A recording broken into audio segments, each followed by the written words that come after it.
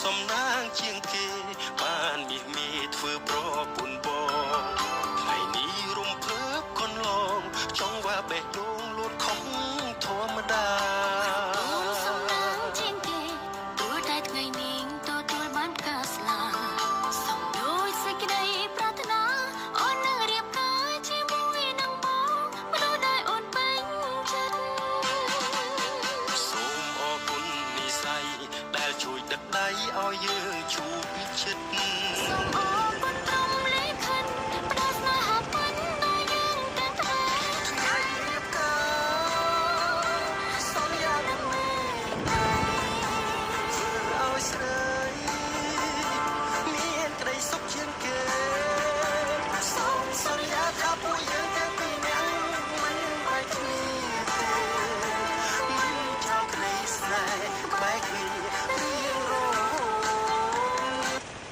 អូនសំណាងជាងគេ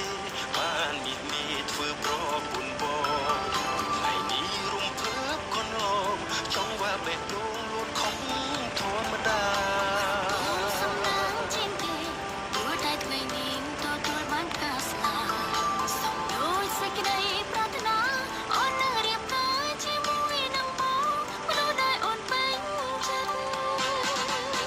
សូមអរគុណនិស្ស័យ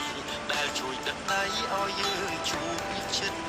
សូមអរគុណព្រមលិខិតផ្ដល់ស្នេហាពិតដល់យើងទាំងថ្ងៃរៀបការសន្យានឹងមេធ្វើឲ្យស្រីមានក្តីសុខជាងគេសូមសន្យាថាពួកយើងទាំងពីរនាក់